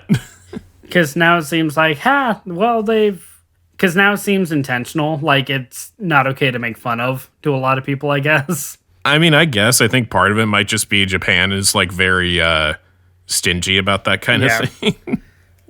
I guess. I don't know. It's very weird. They're stingy about some things, but not about others. It's really wishy-washy, I guess. So, Water 7? Yep, Water 7. Yeah, I didn't have much to say about Foxy. I just wanted to bring that up because of course. I mean, it's literally just like a quick like run of summer games, basically. Really, yeah. Just like it's like when Overwatch releases like the summer games thing, and then you're just like, oh, cool, and then you leave. Yeah, because you don't really care. Yeah, I don't really have a better way to put that. Oh, but one thing I will say about the end of that arc, the enemy who they have no hope of winning against that they run into. They win against? No, they don't. They lose. Oh. Is Kuzan from the military. He's the one that can freeze everything. And when they meet him, it's clear that he and Nico Robin at the time share a unknown history together. Oh.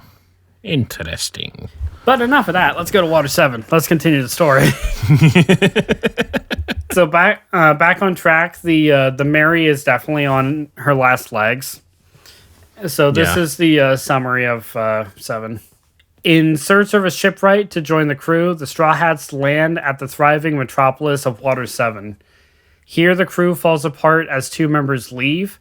To make matters worse, the Straw Hats are framed for the attempted assassination of Water 7's mayor, who is also the president of Galileo's shipbuilding company. They try to find the real culprit, but they soon learn they may have been caught head over heels by the government assassination group CP9. There's a lot in this arc. There's a lot. Have we gotten to Frankie This yet? is where Frankie is. Okay. So the shipwright... I only guessed that because you brought up shipwright. Yeah. So this is these next two arcs are the Going Mary's final stand. Like, this is where she falls apart. This also leads into like the point where Robin gets captured, right? She's one of the two Straw Hats that leave because she gets sidetracked into something else. I'll go over that in a minute, but she leaves and Usopp leaves, and when Usopp leaves, it leads into one of the biggest conflicts of One Piece ever, and that's the Luffy versus Usopp fight. Like, Luffy makes the decision of wanting to get a new ship because he knows Mary can't be fixed, but Usopp is just stuck in his stubborn ways to where he'll fix her up again, just like he's always been doing. But really what he's been doing is the equivalent of if someone gets shot, he puts a Band-Aid over it. Yeah. It's like, yeah, it'll help, but it doesn't take care of the problem. Yeah, the bullet's still in there, buddy. So supposed to take it out. So Usopp makes a wager and a bet against Luffy that he challenges him to a duel and the winner gets the Mary and the loser has to leave. So this is Luffy's first real test as a captain to basically assert dominance over his crew. And Zoro pushes him to do exactly that. So when the two of them fight, Luffy just overpowers Usopp, even with Usopp outthinking him. And Luffy gives the Mary to Usopp because there's no way that they can keep going with it. And he just says, do whatever you want with Mary. And it's one of the biggest emotional moments because it's like the first spread apart of the crew that we ever actually see. And I've read in the manga and in the show that for the next, I want to say like 6 episodes or like 4 to 10 volumes, Luffy doesn't smile once after the fight with Usopp. Oh, interesting.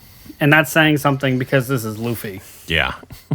But eventually the crew meets Frankie. And Frankie is more or less he's a mobster. Is he though?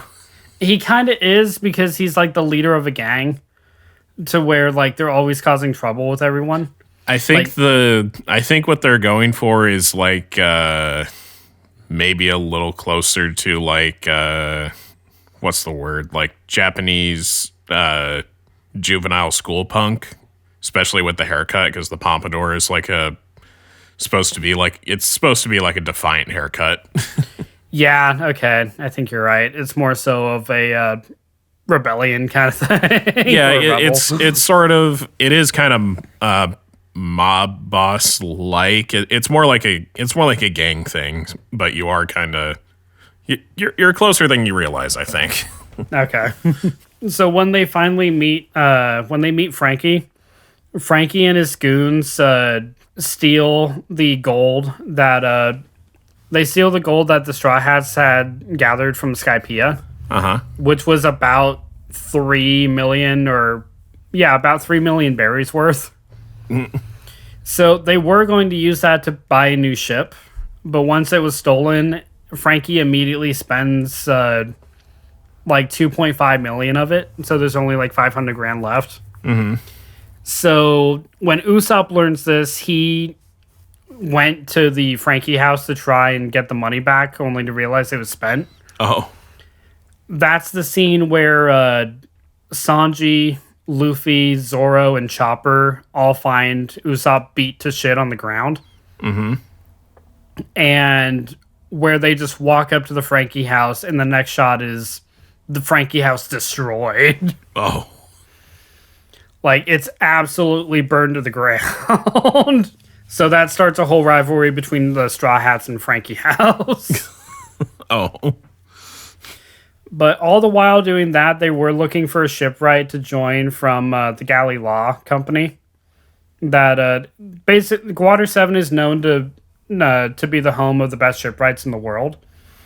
So they go to Galley Law, and they meet a great many people there to help them out.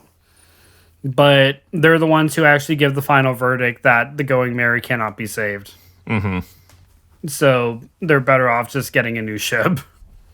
Like, there's a lot of bits and pieces that actually come together in this arc that, unfortunately, I'm getting the order of everything wrong. Mm. Okay, do you know anything about Frankie's backstory? Like, how he got to where he is? Sort of. I saw some of the episode with you, but I don't remember it that well. Okay. So, Frankie and Iceberg, who is the current mayor of Water 7, were shipwright apprentices together under a man named Tom. And Tom is the one... Just Tom. Just Tom. And Tom is the one who designed Golden Roger's ship. He's the one who built the Roger. So when everything was said and done, he kind of came down as a criminal for aiding the Pirate King. And being the father figure to Whitebeard, or not Whitebeard, being the father figure to Frankie and Iceberg, Iceberg just kind of quietly accepted the fact that Tom was being arrested because there was nothing he could do. Mm-hmm. But Frankie was the one who was standing up and trying to fight for him.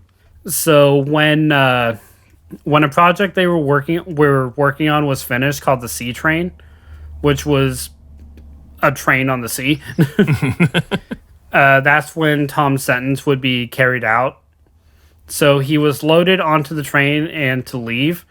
Frankie, keep in mind, Frankie at this point was like a 16-year-old kid at most. Yeah. Got in front of the train to try and stop it, which he actually did grab the front of the train, and he actually did push it back a bit. But it still ran him over. Because someone in the train shot him in the leg. Oh. And then he got ran over by the train. To be honest, couldn't you just have, had him get run over? I don't think the gun was necessary. That's just overkill. It was just to make him lose his grip on it, because he actually was pushing the train back.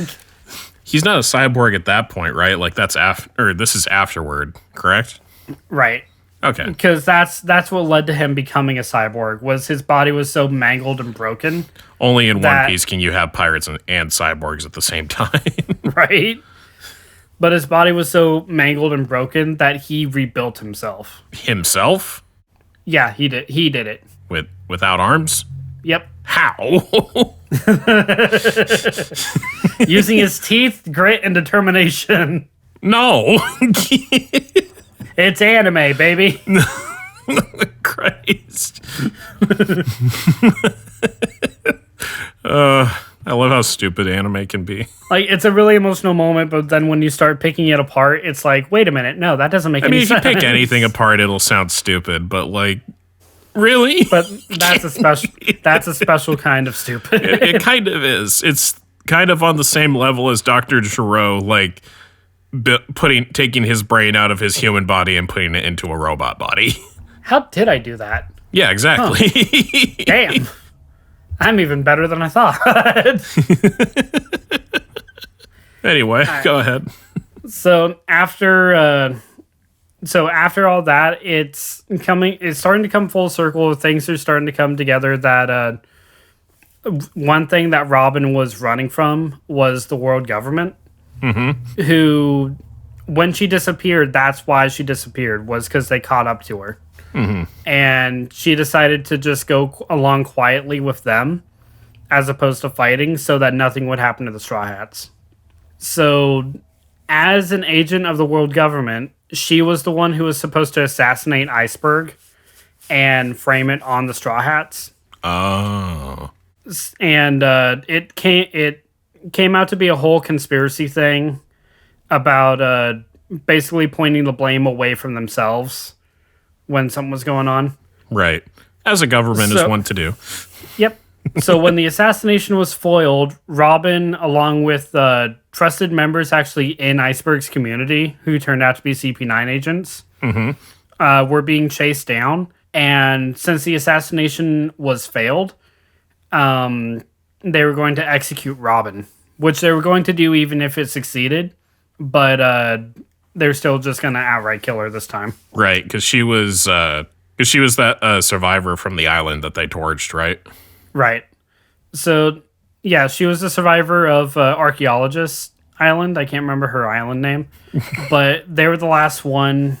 They were the last ones to know anything about the true history or the ultimate weapon kind of thing. So, and it showed like how corrupt the government was and what they were actually trying to pull.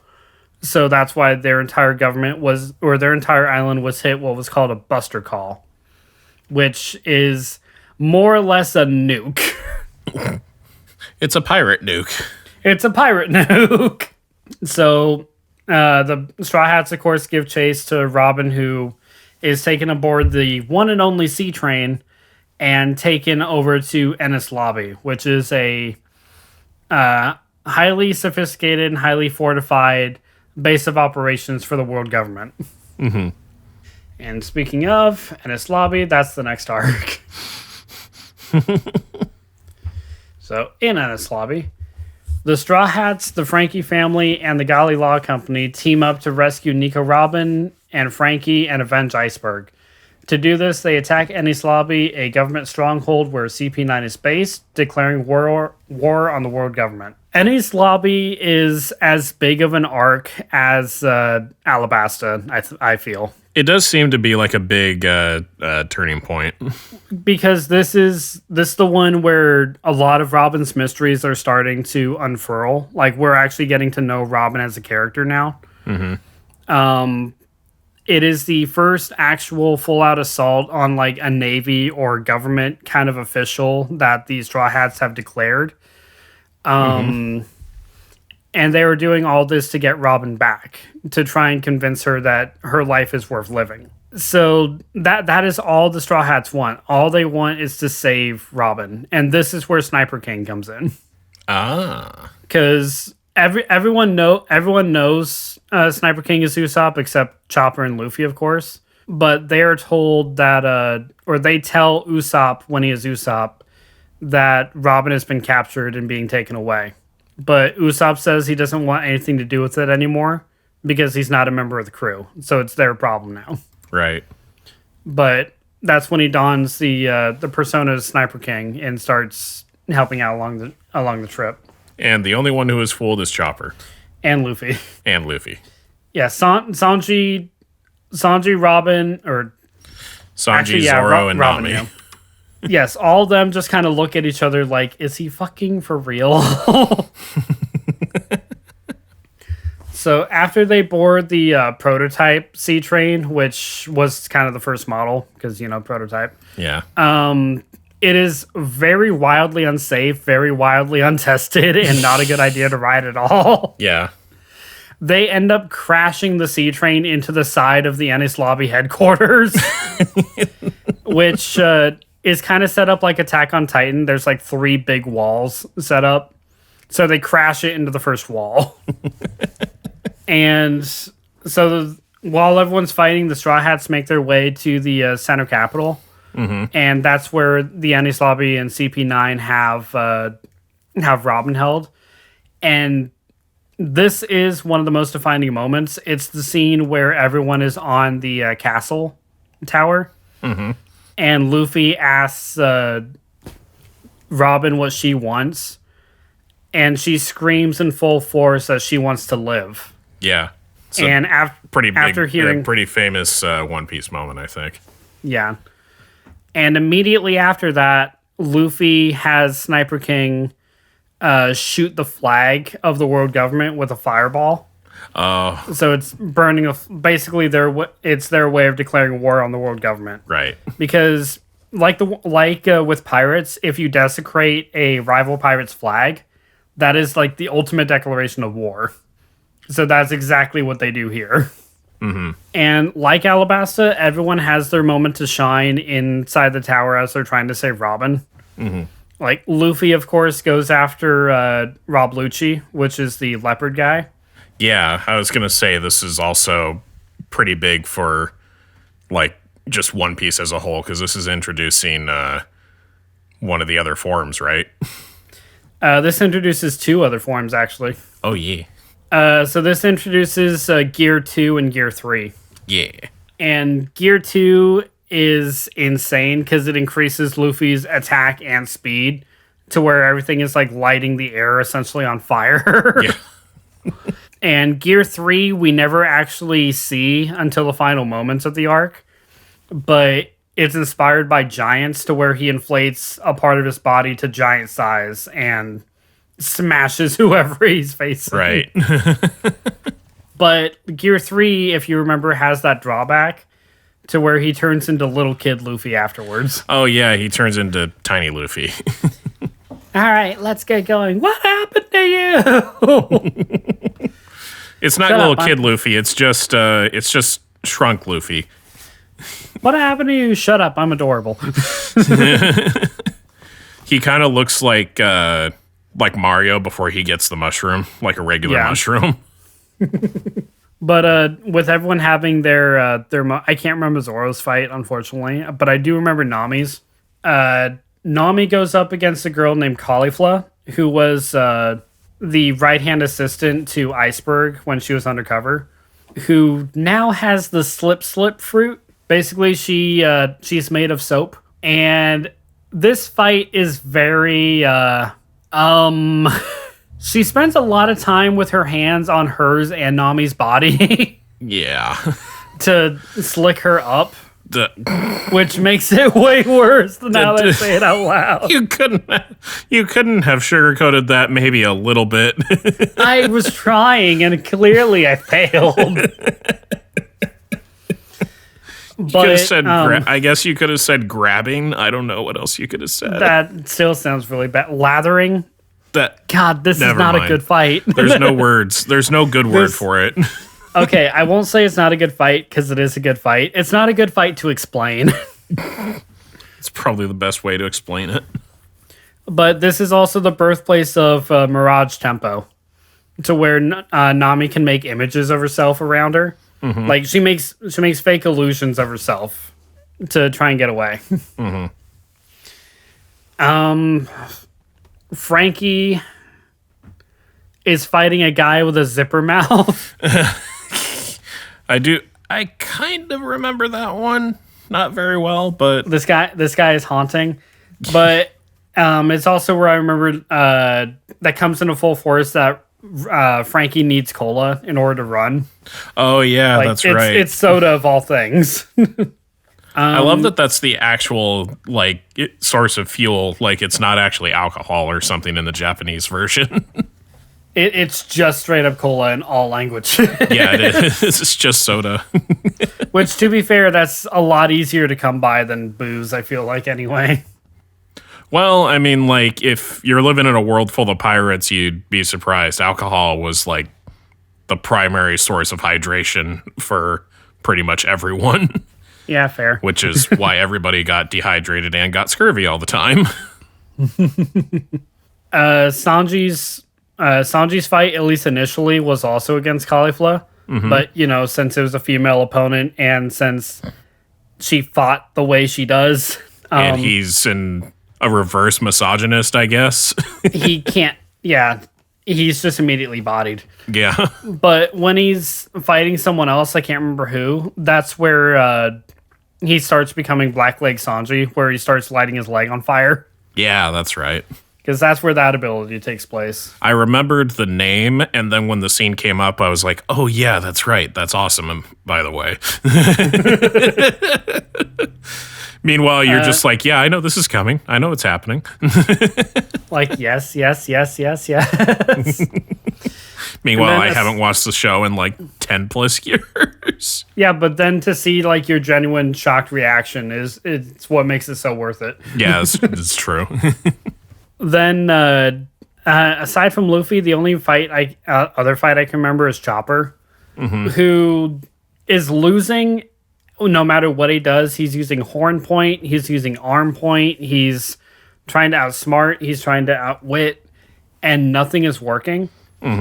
But this is the birthplace of Monster Point. Yeah. Where Chopper just becomes a straight up massive monster of a Sasquatch. So remind me, is this the first time he's done it, or it's the first time he's felt the need to use it? It's the first time he's felt the need to use it. It did happen to him once when he was back on Drum Island. Yeah. Like when he was getting used to his powers. Mm-hmm. Yeah, I wanted to be sure I was right about that. I wasn't. I just couldn't remember. But this is the first time he did it himself because he never initially used it because he can't control himself during it. So he doesn't feel like it's worth the risk. But since he has faith in his crewmates, he decides to use it, but doesn't know how he's going to come back or if he's going to come back. Bless you. So just Monster Point being the decimating point for a lot of these fights. Like Sanji's fight and... Oh, now I remember it. Sanji's fight and Zoro's fight actually being ended because of Monster Point. Like, Chopper actually interrupts and just smashes their enemies. Okay. One joke I actually do remember because I remember Zoro's fight now. I remember 3 sword style, but Usopp is the third sword. Oh wait, what? That's out of context. Yeah, I forgot. Out of context, it really doesn't work. But since Zoro loses one of his swords, he is handcuffed to Usopp. He just uses Usopp as the third sword. But unfortunately, I don't remember much of that fight. I remember Kaku, Zoro's opponent, and he has the giraffe fruit. Oh yeah, what was his whole thing? Wasn't he like just keeping his head away so that he couldn't get hit? He had a giraffe fruit, but he could retract his head in like a turtle, and he could actually like do that to all points of his body. So, like, yes, he's a giraffe, but he can also springboard himself. It was very weird. Like, unfortunately, I don't remember much of that fight to discuss, but I do remember it happening. One Piece is very weird. But to the main fight where Luffy was chasing Rob Lucci, that fight took everything Luffy had and more. Yeah. Like, Luffy activated second gear multiple times. Rob Lucci just had too much skill, too much power to overthrow him. It was a hard fight to watch, even though you know exactly how it's going to end. But after every time Luffy went down, after every time Rob Lucci knocked him down, Luffy got back up and he got back up stronger. Mm-hmm.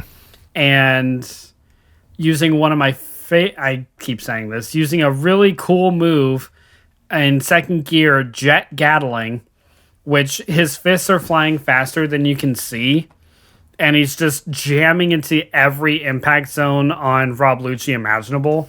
Right. And he eventually just sends him out flying onto a Navy ship outside. But it takes so much out of Luffy that he immediately collapses afterwards. Like, Luffy can't move at all.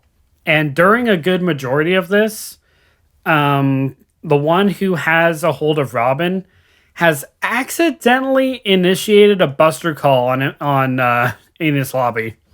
So everyone is running against the clock for the nuke to arrive. Right. And there's a lot of people that just believe, oh, they're not actually going to use that, are they? They're not actually going to hit us. We're part of the world government. It doesn't matter. The order has been given, and that's what's being followed. Yeah, the world government is a bunch of jackasses. So after Rob Lucci's downfall, everyone finally manages to escape with the final arrival of Going Mary, who I think rode herself.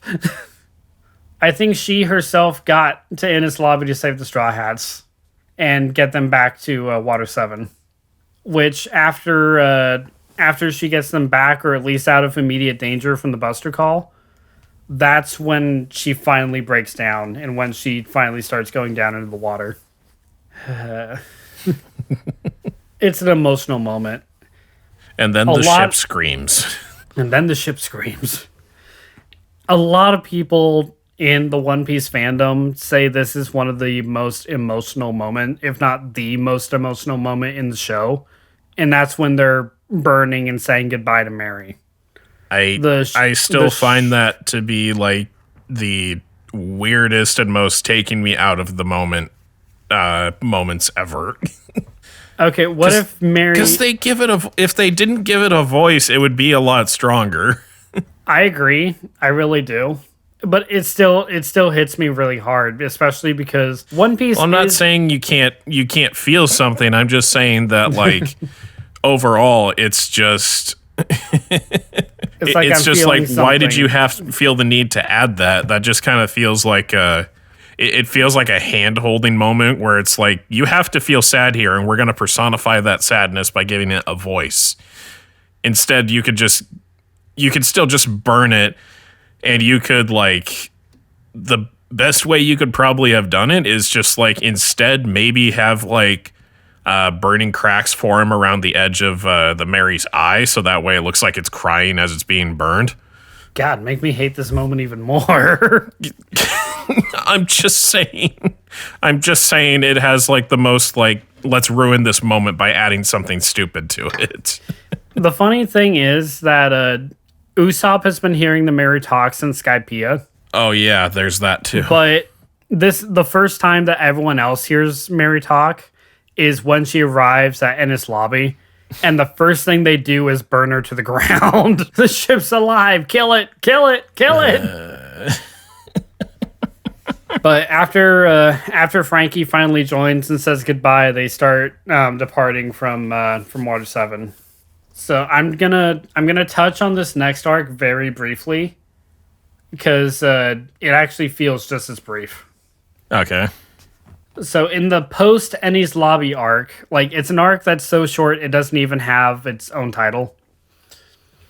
Resting after their ordeals on Enies Lobby, the Straw Hats' world is turned upside down as familiar faces return with unexpected revelations for the continuation on their journey. Down the Grand Line, Shanks makes his move to protect Whitebeard's subordinate Ace from a familiar face with a horrific new power. So it's in this moment we get a lot of information on characters we haven't had a lot of info on until now, like Ace, for instance. The famous 3 scars on Ace's eye were actually given to him by Blackbeard. Oh. He's been the only one to actually hurt Shanks like that. Mm-hmm. It's also where we find that Ace has been going after Blackbeard because Blackbeard was once a member of Whitebeard's crew. Right. But in order to get the devil fruit that he currently has, Blackbeard stabbed and killed a member of their crew, which to Whitebeard is like stabbing a member of the family. Mm-hmm. So Ace has been on a manhunt for Blackbeard ever since because he killed a member of his family. And the other familiar faces that show up are Garp, which we finally find out is Luffy's grandfather. Oh, and right. And Kobe, our good old friend, fucking Kobe. Our good old friend from episode 1 that we just outright abandoned. And he is actually training directly under Garp, and he is becoming a threat. Like, he is a powerhouse. But he is still that airheaded kid of just, like, he actually has the same ideals that he had when we first met him. But basically, Grandpa shows up to say, be careful, and stop this pirate nonsense. Which, of course, Luffy doesn't listen to him. Yeah. I mean, could you really feasibly see that happening for Luffy? Like, at all? Absolutely not, no. I didn't think so. Then after the sun is built, they all take off. And that's when the ball crushing from Robin happens. All right, next up, finally, we get to your favorite Straw Hat. Who? Brooke. Yay. So in the Thriller Bark arc, The Straw Hats continue their adventure out onto the Florian Triangle, where they come across Strange Barrel, which, upon opening, sets off a flare. This soon turns into a nightmare when a ghost ship directs them onto the haunted island of Thriller Bark, where ghosts, zombies, and Warlord of the Sea Gecko Moria await them. This is where the meme comes from. Which meme? The one where he pushes the zombie back in. He's like, nope, none of that. None of that. Yeah, no apocalypse today. It's not happening. So for some reason, the first three to go on to Thriller Bark are the three scaredy cats. So Usopp, Chopper, and Nami, who are known as the Weakling Trio, are the first to go on to Thriller Bark while everyone else stays on the ship. Right. And it's really upsetting because, well, it's not really upsetting as much as hilarious, because they're the ones that are the most panicked, and we are finally on a supernatural part of this. But before they even go on to Thriller Bark, on the ghost ship, they find a skeleton with an afro, and he is singing a haunting tune. And the one thing that Luffy has been wanting since he formed a pirate crew was a musician. And he finally found one who just happens to be alive and dead. So do you know I know you know Brook's backstory, right? Yeah, you've gone over it before. Okay. And you know the devil fruit that he ate? What was it? It was either the undead fruit or the... I actually can't remember what it was. Wasn't it like the skeleton fruit? It's called the revive fruit. Okay. So when he was alive, he ate the fruit, which initially did nothing. Mm-hmm. So it'd be like he ate the human fruit. Yeah. But once he died, instead of his soul ascending or descending, his soul would temporarily leave his body, so he would actually be declared dead. Yeah. And then just be pulled back into his body, so he would live again. But since the crew died in the triangle, which is covered in fog and dense as hell to see through, his soul got more or less lost for about 50 years. So when his soul finally found his body, he had already rotted away. Oh. So he was only skeleton by the time that he was reformed. Because he just had been away for so long. And when everyone gets onto Thriller Bark, the reason that they even do so in the first place is because Gecko Moria uses shadows, and he currently has Brook's shadow. Oh. So if you step into the sunlight without your shadow, you vaporize into dust. So Brook was forced to stay here for 50 plus years. Do you remember any of this or no? Yeah, this is sounding familiar. Okay. So when everyone finally goes onto Thriller Bark to get Brook's shadow back, they run into Perona, who has the ability to make you just feel negative about everything all of the time. And when she tries to use her powers on Usopp, they are completely ineffective. Because he already has such a negative personality. So he is completely immune to all of her attacks. It's just, I'm already depressed, so I'm immune. It's really bad. When everyone gets onto the island, they each have their individual fights like they do with other big arcs. But Luffy's, he immediately tries to go after Gecko Moria and gets obliterated and gets his shadow stolen. And Moria is trying to revive a 1,000-year-old beast named Oris, who is a massive monster of a Goliath. And he needs, like, I want to say at least 100 shadows in order to power back up. And when he finally gets Luffy's personality is absorbed into Oris. So Oris starts using all of Luffy's powers and abilities and has his mannerisms. So Oris, keep in mind, is like the size of 3 mountains, and he is able to Right. use like Gum Gum Pistol or Gum Gum Battle Axe, which is the jumping up and bring your leg down. Yeah. He is able to stretch after a little bit. It's a nightmare for him to fight. He's so creepy looking too. And then we get yet another Luffy form. We get Nightmare Luffy. Huh? This one I don't remember. Nightmare Luffy is blue. Blue?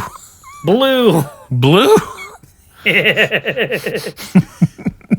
Nightmare Luffy is Luffy with 100 shadows absorbed into himself, which ordinarily people can only take 1. Oh my god. But he actually has 100 in him, and the sheer power he has Oh my god. is kind of outrageous. He is big and blue. And it's eventually revealed, again, I'm all over the place here. It's eventually revealed that Thriller Bark is not an island. It is a massive ship that is more or less anchored to the ground.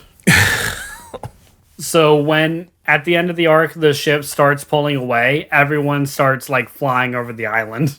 Mm-hmm. And I can't remember how they eventually win. I think they just beat Oris down to a bloody pulp. Sounds about right. Brooke finally fully admits to joining the crew. That's where we learn about him and Laboon. Yeah. Or wasn't it Laboo? It's Laboo or Laboon. I can't remember which one exactly. I thought it was Laboo. But I think it's Laboo. He's the reverse Baloo. But we went over that when we were going over Laboo in the first part of the episode. Right. So at the end of Thriller Bark, they all get caught or they all get tracked down by the world government one more time. Uh-huh. Because at the end of everything, Luffy is beyond totally exhausted. And he is more or less dead. Like, he is still alive, but if, like, one person does one more thing to him, he's gone. And Kuma arrives to arrest the Straw Hats. But with everyone down on the ground, he is willing to make a deal with Romanoa Zoro. This is, he makes a deal to where if he can take all of his captain's pain, suffering, exhaustion away from him and survive, he will leave the Straw Hats for another day. Which is exactly what he does. And this is the infamous or famous nothing happened scene. I know you know about this scene, right? Yeah. Yeah. So Zoro takes all of what Luffy has been going on and been dealing with for all of Thriller Bark. And it is so much to the point to where, and this is canon, Oda had outright said this, to where it does outright kill Zoro.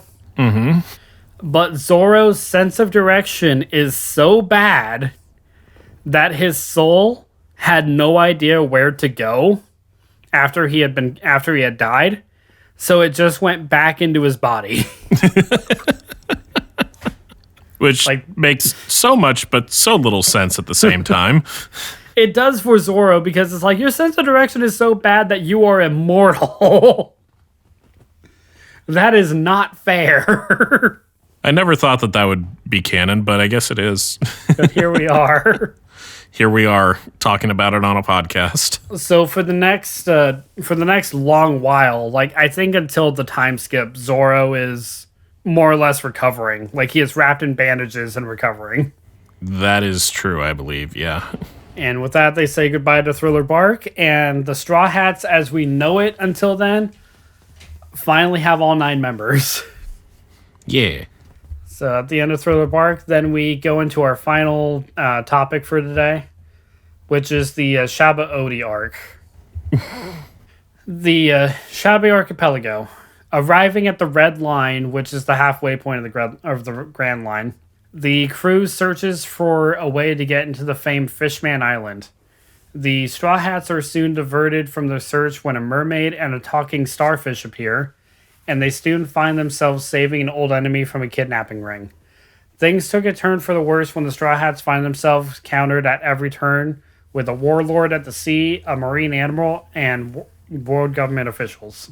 Is this like this is like the point where like or like this is like the area where they're like, let's meet back here in 2 years, right? Right. But initially they want to meet back there in 3 days because this is the separation. Right. So at the end of everything, when they're running from the world government, Luffy is shouting, "This is a fight we can't win. Meet up here in 3 days." But as he's shouting that, Kuma is the one who appears again. And every time that he paw strikes a member of the Straw Hats, they disappear without a trace. And they have no idea where. And they all just so happen to go to the places they need to be the most. Ah, poor Sanji. In order to get stronger. Poor Sanji. Yeah, I don't feel bad for Sanji like ever. when Sanji read that we're not meeting in 3 days, but we're meeting in 2 years, I think he wanted to strangle Luffy. Yeah.